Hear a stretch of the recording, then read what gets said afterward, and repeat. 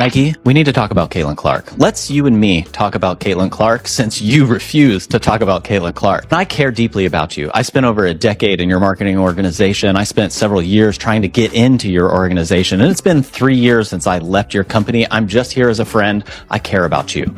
I want to show you two different charts here. One, your stock price since 2021. It is down nearly 60%. Your executives and the people who are making these decisions, their stock options are worthless. Meanwhile, you have the single biggest needle mover in all of American sports since Michael Jordan, and you have somehow convinced yourself that you need to slow play this. Caitlin Clark's Nike deal had fans thinking she was super rich, like Scrooge McDuck. But then a former Nike employee revealed some surprising details. Turns out, it might not be as great as it seemed. Was Caitlin's contract a big win or a sneaky loss? This behind-the-scenes reveal might make you think twice about Nike, and trust me, the truth isn't wearing fancy, limited edition shoes. All right, black and white sports supporters. Well, something very interesting happened. Caitlin Clark's agent has issued a statement, put some comments out there while speaking at this Breaking Barriers Summit that they're having, I guess, by way of Front Office Sports. Now, I made a video the other day because I got to looking around, and much to my surprise, even I thought Nike would have put something out the other day that was either pumping up or firing us up regarding Caitlin Clark's return to Iowa City. They didn't put out shit. Nike basketball or Nike. Nothing on social media. Somewhere in a stuffy corporate boardroom, a Nike executive probably looked at a chart and said, "Let's make another shoe, but not for Caitlin Clark." Brilliant, right? And just like that, another bad marketing decision was made. Google Trends search traffic for 4 female basketball players. There is one who only rivals Caitlin Clark, and that is Angel Reese, and you do not have her. She is over at Reebok. I am so confused as to how you would be so invested in the WNBA for several years, and you have been doing great work to try to elevate and uplift that league and many of the athletes there. But this seems like you have convinced yourself that this needs to be an either-or conversation, and we never have an either-or conversation. Let's be real, Caitlin Clark is to women's basketball what Beyoncé is to anything she does. She's not just great or once in a generation, she's the game changer.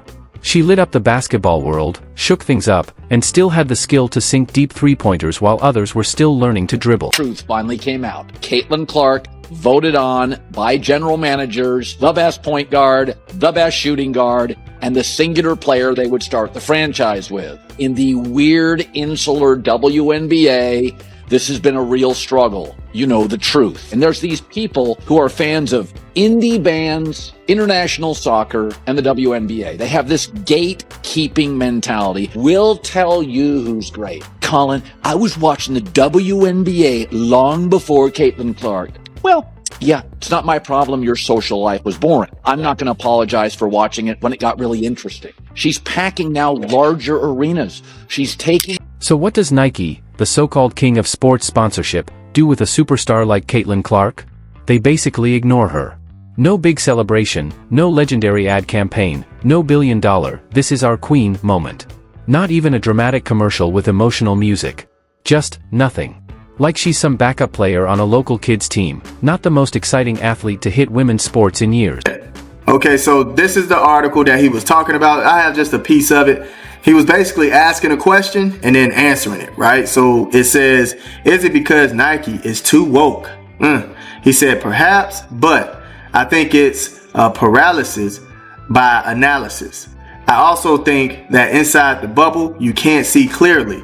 When you're too close to the business, sometimes you don't appreciate what's going on in the wider circle of the industry. Meanwhile, over in Nike's brand department, probably near the "How We Fumbled Simone Biles" file, they're busy making a signature shoe for Angel Reese. Yes, that Angel Reese, whose biggest moment so far was going viral for acting tough while her team got crushed. Apparently, if you wave your hand in someone's face after a win and then lose a bunch of games, Nike won't just give you a shoe deal, they might even send you a fruit basket. I realize tomorrow we are going to get a Kobe Protro, apparently. I haven't heard much about it. It's going to be $190. Very few people will be able to get it, and that will be about a year after you have signed her and after she won Rookie of the Year. This is so confusing to me. I am so perplexed. It's almost a joke. Caitlin Clark breaks Kelsey Plum's all-time scoring record. Yes, that record completely changes how a guard plays the game, forces defenses to adjust just for her, and pulls in more viewers than many NBA games. You'd think Nike would notice and say, hey, maybe we shouldn't treat her like she's on a tryout from some random league. But nope, they treat her like a walk-in asking for free shoes. Honestly, Caitlyn should have dropped Nike faster than she launches a contested 3. Toss that deal in the recycling bin and let Adidas, Puma, or even Skechers fight over her. Let's be real, New Balance would build a shrine for her. Adidas would shut down all other collabs just to focus on her. And Puma? They'd rename the whole company Caitlin Clark Athletics and call it a tax write-off. Don't get it twisted. Don't get it fucked up.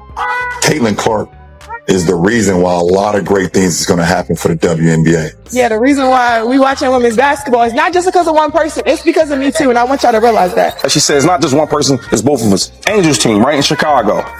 And their attendance, 6,000, 6,000, 12,000, 9,000, 8,000, 8,000, and then 17,000. Whoa, why was it 17,000? Who she played? Who you think she played? But Nike looked at the most exciting college player of our time and basically said, let's wait and see, maybe the hype will die down. That's like turning down Beyoncé to sponsor the backup harmonica player in a local jazz band. Caitlin Clark is the moment, and Nike's acting like she's one signature away from being forgotten. Let's rewind. This woman filled every arena she played in. She turned Iowa into primetime TV. She dropped 40 points on top teams like it was no big deal. She hit threes from the parking lot. She was a one-woman highlight reel. The WNBA started getting network TV coverage because of her. She's got grandmas in the Midwest watching full games again.